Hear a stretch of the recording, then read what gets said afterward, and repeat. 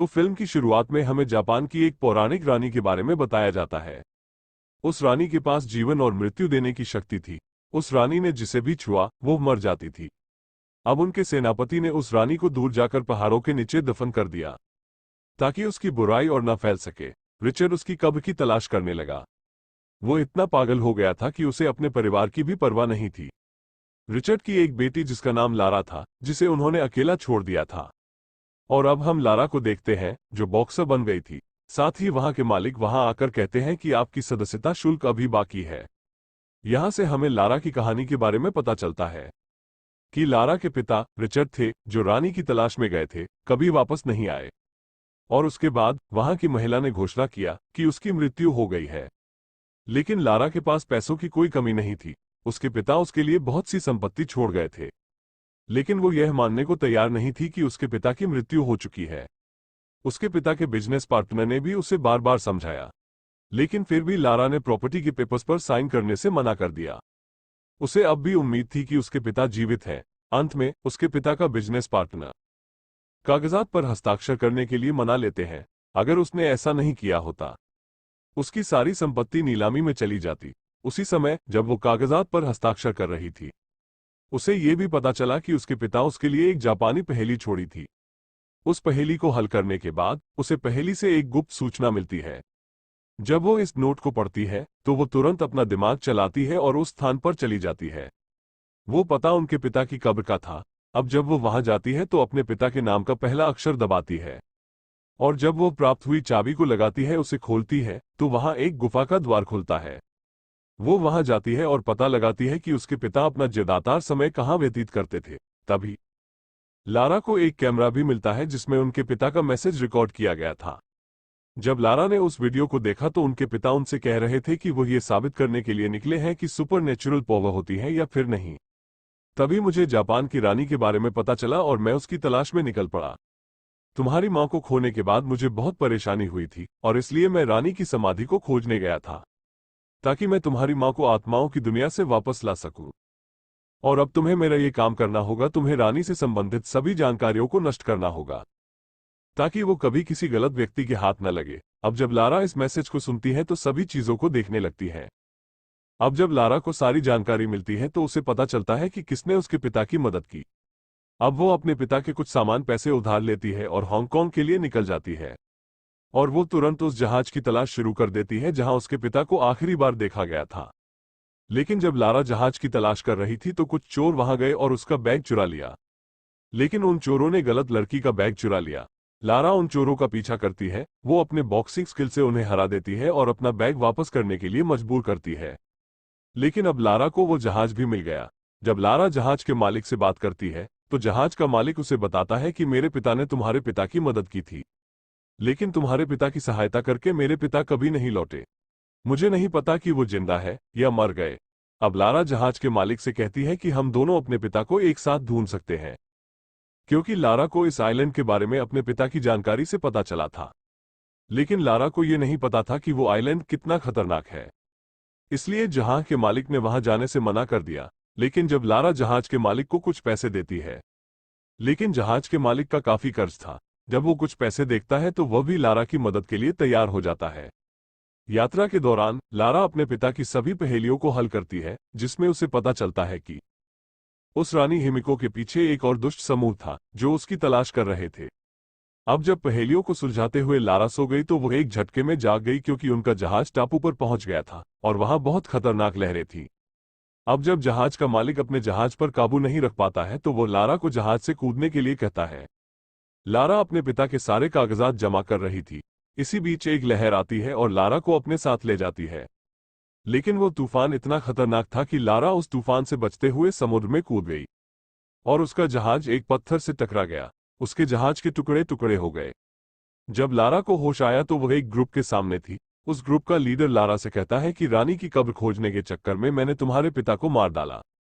अब जब उसे लारा के बैग से लारा के पिता की डायरी मिलती है, अब वे लारा को भी मजदूर बनाकर हिमिको के पते की ओर चले जाते हैं। वहां जहाज का मालिक भी था। वो लारा की मदद करता है। वो लारा को भागने के लिए कहता है। उस वक्त जब लारा दौड़ रही थी तो वो तेज पानी की लहर में गिर जाती है। लारा को एक क्रैश प्लेन मिलता है और वो उसे पकड़ लेती है, लेकिन बेचारी वहां क्या करती, उसके वजन से वो प्लेन टूटने लगता है। लारा ने थोड़ी हिम्मत दिखाते हुए तेजी से दौड़कर प्लेन के मुख्य हिस्से को पकड़ लेती है। इससे पहले कि बेचारी थोड़ी सांस लेती, उससे पहले वो जहाज पूरा टूटकर नीचे गिर जाता है। तभी लारा को उस प्लेन से पैराशूट मिल जाता है। वो पैराशूट खोलती है और जंगल में लैंड करती है।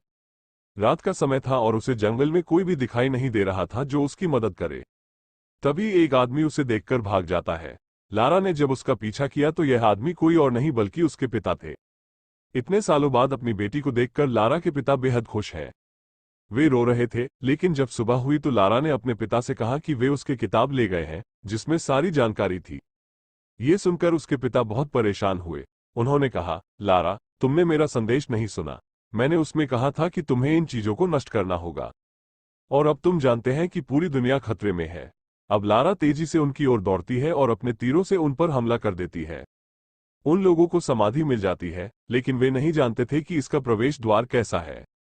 लारा के पिता रिचर्ड भी वहां पहुंच गए थे। लारा के पिता को ग्रुप के लीडर ने पकड़ लिया। अब लारा को एंट्रेंस की पहेली सुलझानी है। लारा अपने दिमाग से पहेली सुलझाती है और कब्र का दरवाजा खुल जाता है। अब यहां एक एक करके वे गुफा के अंदर आते हैं, लेकिन वे एक गलत कदम उठा लेते हैं, जिससे एक आदमी की मौत हो जाती है। उसे वहां एक खाई दिखाई देती है जहां बहुत सारे कंकाल थे। ये देखकर सभी लोग चौंक जाते हैं। वहां उसे एक दीवार पर एक और पहेली दिखाई देती है। अब जब वो उस पहेली को देख रहे थे, तब गुफा का दरवाजा बंद हो जाता है और उसके पैरों के नीचे से जमीन खत्म हो रही थी। लारा भी नीचे गिरते गिरते बच जाती है। अब जब उसने फिर वही दीवार देखी तो वो पहेली यहां से निकलने का एकमात्र तरीका था। अब वे वहां अलग अलग रंगों के सुराग लगाते हैं, लेकिन कोई सुराग फिट नहीं हो रहा था। लारा तब समझ जाती है कि हरा रंग आजादी का रंग है। फिर वो जल्दी से नीला और लाल मिलाकर हरा रंग बनाती है और वहां का द्वार खुल जाता है। दरवाजा खोलने के बाद उन्हें रानी की समाधि दिखाई देता है। अब जब वे मकबरे को खोलते हैं तो रानी एक सामान्य व्यक्ति की तरह दिखती है, लेकिन जैसा ही वे देखते हैं वो एक कंकाल में बदल जाती है। जब एक आदमी रानी को उठा रहा था तो उसके हाथ में इन्फेक्शन हो जाता है और वह एक दर्दनाक इन्फेक्शन से चिल्लाता है और मर जाता है। अब जब लारा सारी पहेलियों और पेंटिंग्स को देखती है तो समझ जाती है कि यह रानी कोई जादूगरनी नहीं थी, बल्कि उसे इन्फेक्शन हो गया था और यही वजह थी कि वो जिसे भी छूती उसकी मौत हो जाती, और उसने अपना बलिदान कर दिया। वो नहीं चाहती थी कि उसकी वजह से पूरी दुनिया खत्म हो जाए। रिचर्ड और लारा ने उस लीडर को मना कर दिया कि हमें उसे यहां से नहीं ले जाना चाहिए, लेकिन लीडर उनकी बात नहीं मानता और रानी की एक उंगली अपने पास रख लेता है। अब लीडर ने रानी की उंगली पकड़ ली, लेकिन तभी रानी के योद्धा वहां आ गए। वे लारा पर हमला करते हैं, लेकिन एक योद्धा के स्पर्श के कारण लारा के पिता रिचर्ड को इन्फेक्शन हो गया था। जब लारा अपने पिता के पास आती है तो उसके पिता उससे कहते हैं कि हम में से किसी एक को यहां रहना होगा और इस कंकाल को नष्ट करना होगा ताकि कोई इसे दोबारा न ढूंढ सके। और वैसे भी बेटा, अब मैं बच नहीं सकता, तुम्हें मुझे यही छोड़ना होगा। लारा सुनती है कि जो उसके पिता से इतने सालों बाद मिली है, वो टूट जाती है और खूब रोती है। लेकिन अब वो अपने पिता को अंतिम अलविदा कहती है और वहां से उस लीडर को ढूंढने लगती है।